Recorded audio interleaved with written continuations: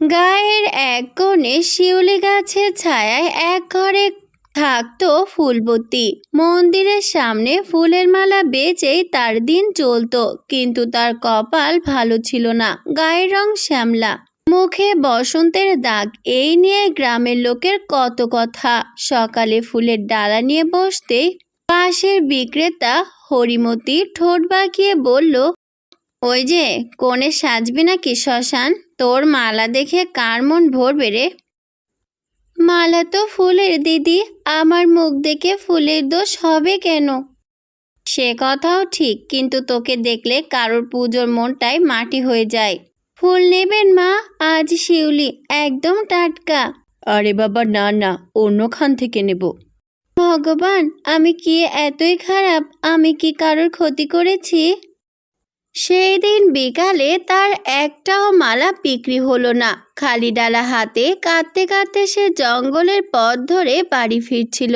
হঠাৎ বট গাছের শেকড়ের পাশে চকচকে কিছু সে দেখতে পেল।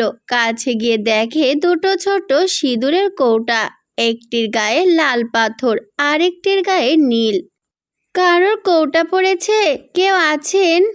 কেউ সাড়া দিল না। কাল মন্দিরে জিজ্ঞাসা করব, যার হবে দিয়ে দেব। রাতে ভাঁড়ের হাঁড়িতে জল ফুটল, কিন্তু চাল পড়ল না। ফুলবতী দীর্ঘশ্বাস ফেলে শুয়ে পড়ছে। এমন সময় কানে এলো নরম গলা, ফুলবতী, ফুলবতী। সে ধরপড় করে উঠে বসল। কে কে কথা বলছে? লাল পাথরওয়ালা কৌটার ঢাকনা ঠুস করে খুলে গেল। ভয় পেও না, আমি শুভ সিঁদুর, আমি তোমার উপকার করতে এসেছি। কৌটা আবার কথা বলে নাকি? এবার নীল পাথরওয়ালা কৌটা কেঁদে ওঠার বাঁশির মতো গলায় বলল, আর আমি হলাম দুমুখী, আমাকে ছুলেই বিপদ। আমার সিঁদুর কপালে ছুলেই মন থেকে যা চাইবে তাই পাবে। আর আমার কাছে চাইলে যা বলবি তার উল্টো হবে। আমার তো সোনা দানা চাই না, দুমুঠো ভাত হলেই চলে।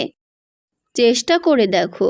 ফুলবতী কালা হাতে কাপা কাপা গলায় কৌটা খুলল, অল্প সিঁদুর কপালে ছুঁয়ে বলল, আমার ঘরে আজ ভাত হোক, একটু ডাল হোক, আর কাল যেন মালাগুলো বিক্রি হয়ে যায়। মুহূর্তে ঘরে সুগন্ধ ছড়িয়ে গেল। কোণের হাড়ি ভরে উঠল চাল ডালে, মাটির কলসিতে দুধ ঝুড়িতে ফল।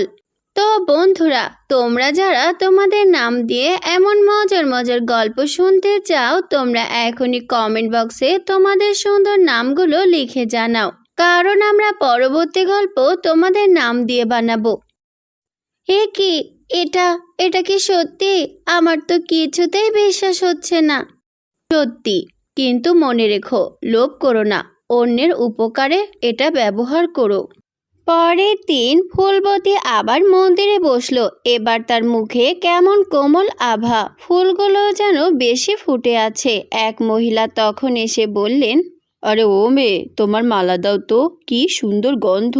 হ্যাঁ হ্যাঁ, আমাকেও একটা দাও, কাল তো তোমাকে দেখিনি এভাবে। আজ ভগবানের দয় হয়েছে মা। সন্ধ্যায় বাড়ি ফিরে সে শুভ সিঁদুরকে বলল, আমার পেট ভরেছে, এবার পাশের কানাবুড়ির ঘরে একটু চাল যাক, ও 3 দিন ধরে না খেয়ে আছে। আচ্ছা, তুমি কি চাও? ওর ঘরে চাল যাক, ডাল আর একটা নরম গরম কম্বল পৌঁছে যাক। তখনই তা হলো। তারপর থেকে যেদিনই বিপদে পড়তো, ফুলবতী চুপচাপই সাহায্য করত। এসব দেখে গ্রামের ধনী কিন্তু হিংসুটে মেয়ে রূপসা জ্বলে পড়ে ছাই। সে একদিন হরিমতিকে বলল, ও ভিখারি মেয়ে, হঠাৎ এত দয়াময়ী হলি কি করে? নিশ্চয়ই কোনো গোপন ধন পেয়েছিস, তাই না? তুই তো অতি চালাক, তা খোঁজ নে না। রাতে যখন ফুলবতী বাড়ির আড়ালে লুকিয়ে রইল, সে শুনল, শুভ সিঁদুর, আজ গোপালের মেয়েটার জ্বর, ওদের ওষুধের টাকা দাও। ও মা, এ তো জাদুর কোটা, এবার বুঝেছি। সেই দিন ভোরে ফুলবতী যখন পুকুরে গেল, রূপসা তখন চুপে চুপে ঘরে ঢুকে 2 কৌটার মধ্যে নীল পাথরওয়ালাটাকেই চুরি করে নিল। সে ভেবেছে এটাই সবচেয়ে দামি। তারপর সে নিজের ঘরে ঢুকে দরজা বন্ধ করে বলল, এবার আমি হব গায়ের সেরা সুন্দরী, সবাই আমার পায়ে পড়ে থাকবে, আমায় আর কে আটকাবে? দুমুখী কৌটা তখন কটমটিয়ে বলল। ভাবিস তো বেশ।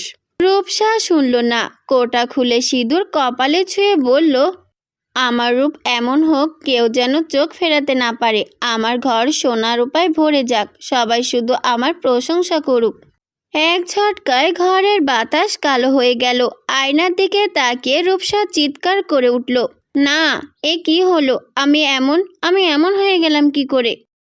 তার মুখে কালো ছোপ, চুল জট পাকানো, গয়নাগুলো মাটি হয়ে গেছে, আলমারির কাপড় উধাও, হাড়িতে পোকা আর পাকা দানান যেন ভেঙে জর্জরিত কুড়ে ঘরে। দুমুখী তখন হো হো করে হেসে বলল, আমি তো আগেই বলেছিলাম উল্টো হবে, উল্টো। ওগো, আমাকে কেউ বাঁচাও, কেউ একটু জল দাও। কিন্তু গ্রামের লোকজন মুখ ফিরিয়ে নিল। কেউ বলল, কাল পর্যন্ত বড় গলা ছিল, আজ তোর কি হলো? আরেকজন বলল যে অন্যায়ের বিচার করে না, অন্যের চোখ দেয়, তার কপালে এমনই হয়। রূপসা হাউমাউ করে কাঁদতে কাঁদতে ফুলবতীর দরজায় এসে পড়ল। ফুলবতী, দরজা খোল, আমি মরে যাব। ফুলবতী দরজা খুলে চমকে উঠল। রূপসা দিদি, তোমার এ কি অবস্থা? এটা কেমন করে হলো? রূপসা তখন হাঁটু গেড়ে বসে পড়ল। আমি পাপ করেছি, তোমার কোটা আমি চুরি করেছি। আমি ভেবেছিলাম তুই গরিব, তোর কাছে জাদু মানায় না, আমার কাছে থাকলেই ভালো, কিন্তু আমি ভুল করেছি। ফুলবতী চুপ করে রইল। রূপসা কান্না চেপে বলল, তুই চাইলে আমাকে তাড়িয়ে দে, কিন্তু একবার ক্ষমা কর, আমি বুঝেছি রূপ মানুষের মনে, মুখে নয়। এমন সময় শুভ সিঁদুর নিজে থেকে টুং করে উঠল। ফুলবতী, কি ভাবছো? ও আমাকে কষ্ট দিয়েছে, কিন্তু ও যদি সত্যিই বদলাতে চায়, তাহলে ক্ষমাই সবচেয়ে বড় জাদু। আমি প্রতিজ্ঞা করছি আর কখনো কাউকে হেয় করব না, গরিবকে তুচ্ছ করব না, তুই যা বলবি তাই করব। দিদি, আমি তোমাকে শাস্তি দিতে চাই না, তবে একটা কথা মনে রাখিস, যে জিনিস ভাগ করলে বাড়ে সেটা হলো দয়া, আর যে জিনিস আঁকড়ে ধরলে নষ্ট হয় সেটা হলো লোভ। আমি মনে রাখবো, আমি এখন থেকে ভালো হয়ে যাব। ওর মন থেকে হিংসে মুছে যাক, ও আগের মতো সুস্থ আর স্বাভাবিক হোক, তবে যেন এই শিক্ষাটা কখনোই না ভোলে। শুভ সিঁদুর দীপ্ত হয়ে উঠল, আলো ছড়িয়ে রূপসার মুখ ধুয়ে দিল, কালো ছোপ মুছে গেল, ঘরের ভাঙাচোরা চেহারাও মিলিয়ে গেল। কিন্তু এবার রূপসা চোখে আগের সেই উদ্ভট চাউনি ছিল না, ছিল শুধু লজ্জা আর কোমলতা। রূপসা কাঁদতে কাঁদতে ফুলবতীর হাত ধরে বলল, তুই শুধু ভালো মানুষ না, তুই আশীর্বাদ, তুই অনেক ভালো মনের মানুষ। আমি মানুষই, শুধু কষ্টটা একটু বেশি চিনেছি, এত প্রশংসা করতে হবে না। পরের দিন মন্দিরের সামনে নতুন দৃশ্য দেখা গেল। ফুলবতী মালা গাঁথছে, পাশে রূপসা বসে ফুল সাজাচ্ছে। এ আবার কি হচ্ছে? সব কিছুই যেন আমি বুঝতে পারছি না। তুমি বুঝতে পারবেও না। আজ থেকে আমরা দুজন মিলে বিক্রি করব, আর কেউ কাউকে মুখ দেখে ছোট করবে না। তখনই এক বুড়ি এসে বলে, মারে, একটা মালা দাও তো। নিন ঠাকুমা, আমার এই মালাগুলো অনেক সুন্দর করে নিজে হাতে বানিয়েছি। হ্যাঁ, আর এই একটা আমার তরফ থেকে, আপনার পুজোটা ভালো হোক। আহা, আজ তো ফুলের থেকেও তোমাদের মন বেশি ফুটেছে। সন্ধ্যায় বাড়ি ফিরে দুমুখে কৌটাও কেমন শান্ত হয়ে গেল। সে গভীর গলায় বলল, আজ প্রথম দেখলাম উল্টো জাদুরও সোজা মানে হতে পারে। যখন মন বদলায় তখন জাদুকেও বদলাতে হয়। ভগবান রূপ দিলেও দুঃখ নেই, মনটা যেন কুৎসিত না হয়। হ্যাঁ রে বোন, তুই আমার ছোট হয়েও আমার চোখ খুলে দিয়েছিস, আমি তোর কাছে চিরকাল কৃতজ্ঞ হয়ে থাকব। আমি এতদিন বুঝতে পারিনি, কিন্তু তুই আমার চোখ খুলে দিয়েছিস, তাই তো আমি তোর কাছে চিরকৃতজ্ঞ হয়ে থাকব। এভাবে বলো না, আমরা দু বোন সারাটা জীবন সবার উপকার করে বেড়াবো, আর শুভ সিঁদুর ও দুমুখী তারা আমাদের পাশে সবসময় থাকবে। একজন তো ভালো কাজ করবে আর অন্যজন ভয় দেখাবে, যাতে করে কেউ আর লোভ না করতে পারে। হুলবতির কথা শুনে সবাই হাসতে লাগলো আর এভাবে তাদের জীবনের নতুন পথ চলা শুরু হলো। দূরের মন্দিরের ঘন্টা বাজলো আর সেই গায়ে এরপর থেকে একটা কথাই ছড়িয়ে পড়ল, সুখের সাজ একদিন মুছে যায়, কিন্তু মনের আলো থাকলে মানুষ সত্যি সুন্দর হয়ে ওঠে। তো বন্ধুরা, আমাদের এই গল্পটি কেমন লেগেছে তোমাদের কাছে কমেন্ট করে জানিয়ে দিও। আর তোমরা যারা তোমাদের নাম দিয়ে এমন মজার মজার গল্প শুনতে চাও, তোমরা এখনই তোমাদের নামটি কমেন্ট বক্সে লিখে জানাও। আমরা পরবর্তী গল্প তোমাদের নাম দিয়ে বানাবো। তো সবাই ভালো থেকো, সুস্থ থেকো। নদীর ধারে ছোট্ট গ্রাম কাশপুরে দুই অনাথ বোন থাকতো। বড় বোন রূপা, ছোট বোন মেঘলা। তাদের কুঁড়ে ঘরটা ছিল ভাঙাচোরা, কিন্তু দুজনের ভালোবাসা ছিল ভরা পুকুরের জলের মতো গভীর। দিদি, আর কত দেরি করবি? রোদ উঠে গেলে বাজারে ভালো দাম পাবো না। এই যে এলাম, তুই তো সকাল হলেই ঝড়ের মতো শুরু করিস। ঝড় না হলে পেট ভরবে? জঙ্গলে আগে গেলে ফলও পাবো, শুকনো ডালও পাবো। ঠিক বলেছিস, তবে তাড়াহুড়োতে ভুল করা যাবে না। আবারও শুরু করলে উপদেশ? উপদেশ না, বাঁচার কথা। মা বলতো শুকনো ডাল কুড়াবি, কিন্তু সবুজ ডাল অকারণে কাটবি না। মা অনেক কিছুই বলতো, কিন্তু মা কি জানতো পেটের খিদে সব কথা শুনতে দেয় না। দুজনে জঙ্গলের পথ ধরল। কিছু দূর গিয়ে তারা দেখলো কত ঝড়ে উপচে পড়া এক বিশাল আম গাছ মাটিতে হেলে আছে। গাছটা অনাদিক শিকড় পড়ে গেলেও তারা অনেক ডাল এখনো সবুজ টসটসে আমে ভরা। মেঘলার চোখ চকচক করে উঠল। দিদি, আজ তো কপাল খুলে গেল, এত আম, এত কাঠ। গাছটা এখনো পুরো মরেনি রে, দেখ পাতাগুলো কেমন টাটকা। তাহলে আরো ভালো, সবুজ ডাল হলে গাছও মজবুত থাকবে, কাঠও মজবুত। না মেঘলা, ও ডাল কাটিস না, শুকনো ডাল যা আছে ওটাই নে। দিদি, তুই কি গাছকে মানুষ ভাবিস নাকি? মানুষ না, কিন্তু প্রাণ তো আছে। মা বলতো যে গাছ ফল দেয়, ছায়া দেয়, তাকে কষ্ট দিতে নেই। বন্ধুরা, কেমন লাগছে আমাদের আজকের এই গল্পটি? যদি ভালো লেগে থাকে তাহলে কমেন্ট বক্সে তোমাদের নামগুলো লিখে জানাও, কারণ আমরা পরবর্তী গল্পে তোমাদের নাম ব্যবহার করব। গাছেরও আবার কষ্ট হয় নাকি? আমরা যদি কাটা খুঁচাই ব্যথা পাই, গাছের কুড়াল মারলেও কিছু কিছু ব্যথা পাই। দিদি, তোর এইসব কথা শুনলে বাজারে চাল ডাল দেবে? শুকনো ডাল নে, সবুজটা ছেড়ে দে। না, আজ বেশি কাঠ না নিলে কাল উপোস করতে হবে। প্রথম কোড়ালে আঘাত পড়ল সবুজ ডালে। থাম মেঘলা, আমার বুকটা কেমন করছে, আর একটু কাটতে দে। ঠাস ঠাস শব্দ হলো, জঙ্গলটা যেন আচমকাই থমকে গেল। পাতাগুলো কেঁপে উঠল, কিন্তু দুই বোন কিছুই টের পেল না। আম কুড়িয়ে শুকনো ডাল বেঁধে তারা বাজারে গেল। সব বিক্রি হয়ে গেল, শুধু একটা বড় সোনালি আম রয়ে গেল। দিদি, এই আমটা আমি খাবো, সারাদিন খিদেয় পেট জ্বলছে। আচ্ছা খা, আর আমি ভাত বসাই। আহা, কি মিষ্টি, এমন আম আমি কখনো খাইনি। লোভী কোথাকার, লোভী না হলে দুনিয়ায় বাঁচা যায় না। সেই রাতে তারা দুজন খেয়ে ঘুমিয়ে পড়ল। ভোরবেলায় আচমকা মেঘলার চিৎকারে রূপার ঘুম ভাঙল। দিদি, দিদি, আমাকে বাঁচা। রূপা দৌড়ে এসে দেখে মেঘলা মাটিতে বসে কাঁদছে, আর তার পেটের মাঝখান থেকে চিকন এক সবুজ চারা গাছ বেরিয়ে আছে। চোখের সামনে সেই মিনিটে মিনিটে বড় হয়ে ছোট্ট আম গাছের মতো হয়ে উঠেছে। হে ভগবান, এটা কি? দিদি, আমার পেট ফেটে যাচ্ছে, এটা বের কর, বের কর। না না, আমি ছুঁতে পারছি না, তুই দাঁড়া, আমি কবিরাজকে ডাকি। আমাকে একা ফেলে যাস না দিদি। না, আমি আছি বলে, তুই ভয় পাস না। এরপর রূপা পাশের বাড়ির লোক ডাকলো। সবাই এসে মেঘলাকে দেখে আতঙ্কে উঠল। তখন এক বুড়ি বলল, ওরে বাবা, এ তো দেখি পেটের ভেতরে গাছ, এ কি তোর আসরির কাজ? কেউ কিছু করুন, ওকে বাঁচান। গ্রামের কবিরাজ এসে অনেকক্ষণ দেখে বলল, এ রোগ আমার জানা নয়, শহরের ডাক্তার লাগবে। দিদি, আমাকে নিয়ে চল, আমি মরতে চাই না।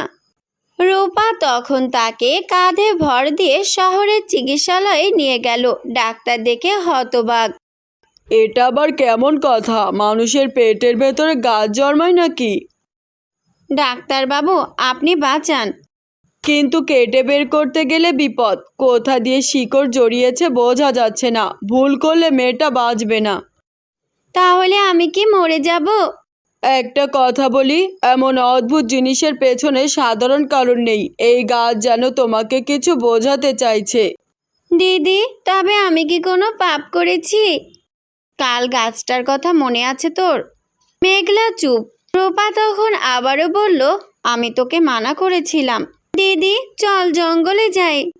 দুজনে তখন সেই উপড়ে পড়া আম গাছটার কাছে এসে দাঁড়ালো। হাওয়া নিস্তব্ধ। রূপা হাত জোর করে বলল, যদি তুমি জাদুর গাছ হও তবে দয়া করো। আমার বোন ভুল করেছে, কিন্তু সে বুঝতে পারেনি। মেঘলা তখন হাঁটু গেড়ে বসে কাঁদল। আমাকে মাফ করে দাও। আমি ভেবেছিলাম গাছের প্রাণ নেই। আমি ভেবেছিলাম কুড়াল মারলে শুধু কাঠ পাওয়া যায়, ব্যথা না। হঠাৎ তখন চারিদিকে মৃদু বাতাস বইল। পাতার ফাঁক থেকে যেন এক গভীর কোমল স্বর ভেসে এলো। মেঘলা, এখন কি তুমি ব্যথা বুঝতে পারছো?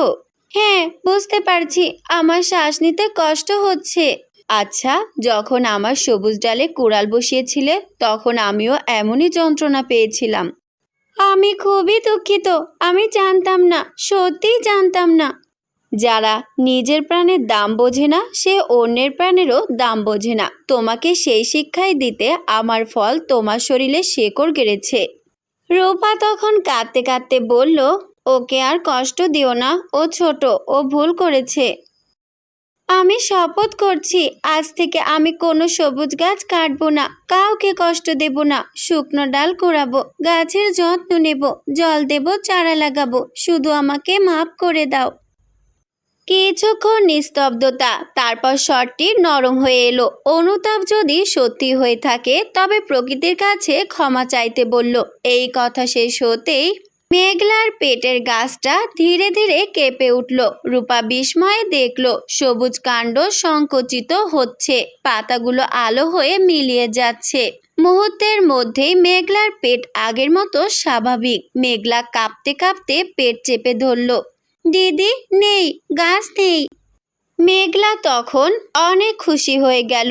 ভগবান তোকে বাঁচিয়েছে, অনেক ধন্যবাদ তাকে। জাদুর স্বরটি শেষবারের মতো বলল, তোমরা মনে রেখো, যে গাছকে রক্ষা করে গাছও তাকে রক্ষা করে। তারপর সবকিছুই চুপ হয়ে গেল। ঘরে ফিরে মেঘলা প্রথমে উঠান ঝাড়ু দিল। রূপা অবাক হয়ে বলল, আজ এত কাজের বেগ কেন তোর? উঠানে একটা চারা বসাবো। কি চারা? আমের চারা। আচ্ছা, তুই তাহলে সত্যিই বদলেছিস। দিদি, মানুষ না বদলালে শিক্ষা পায় কেন? মানুষ বদলেই তো শিক্ষা গ্রহণ করে। ভুল থেকে যেমন আমি শিক্ষা গ্রহণ করেছি। দুজন মিলে তখন উঠানে চারা পুঁতল, প্রতিদিন জল দিল, আগাছা তুলল, তার সঙ্গে কথা বলল। এক সকালে মেঘলা দৌড়ে এসে বলল, দিদি, দিদি, দেখে যা।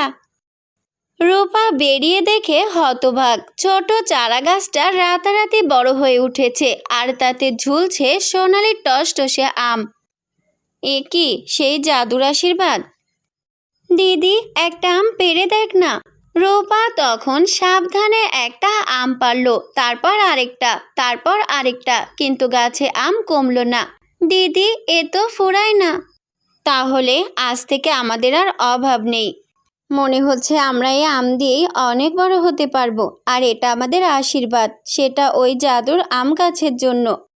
এই গাছের প্রথম ফল আমরা বিক্রি করব না, তবে গ্রামের সবার মধ্যে বিলিয়ে দেব। সবাই জানুক, গাছ কাটলে অভিশাপে, গাছ বাঁচালে আশীর্বাদ হবে। এই তো, তোকে আমি সবসময় যেটা বোঝাতাম, আজ তুই এবার আমার সত্যিকারের বোনের মতো কথা বললি। তোর কথায় আমার মন ভরে গেল। হ্যাঁ দিদি, তুমি অনেক বুঝিয়েছ, কিন্তু আমি বুঝতে পারিনি। তাই তো আমি এখন থেকে তোমার কথাই মেনে চলবো, আর কখনো তোমার কোনো কথার অবাধ্য হব না। তুমি তো আমার সবসময় ভালো চেয়েছো। আর এই গাছের শাস্তির মাধ্যমে আমার চোখ খুলে গেছে। সেই দিন গ্রামে গ্রামে তাদের নাম ছড়িয়ে পড়ল। সবাই এলো তাদের জাদুর আম গাছ দেখতে। পাশাপাশি তারা জাদুর আম খেলো এবং দুই বোনকে অনেক অনেক আশীর্বাদ করলো। দুই বোন তাদের সবার ভালোবাসা পেয়ে অনেক খুশি হলো। আর এভাবে মেঘলা ও রূপার জীবনে এক নতুন অধ্যায় শুরু হলো। জাদুর আম গাছের মাধ্যমে তাদের অভাবগুলো দূর হয়ে গেল। দূর দূর প্রান্ত থেকে সবাই তাদের আম গাছ দেখতে এলো। আর এভাবেই তারা সবার প্রিয় হয়ে উঠল। তো বন্ধুরা, কেমন লেগেছে আমাদের আজকের এই গল্পটি? যদি ভালো লেগে থাকে তাহলে এখন একটা লাইক দিয়ে আমাদের চ্যানেলটিকে সাবস্ক্রাইব করে দাও। আর তোমরা যারা যারা তোমাদের সুন্দর মিষ্টি নাম দিয়ে এমন মজার মজার গল্প শুনতে চাও তারা এখনই তোমাদের নামগুলো কমেন্ট বক্সে লিখে জানাও, কারণ আমরা পরবর্তী গল্পে তোমাদের নাম ব্যবহার করব। তো সবাই ভালো থেকো, সুস্থ থেকো। দেখা হচ্ছে পরের কোনো নতুন গল্প নিয়ে।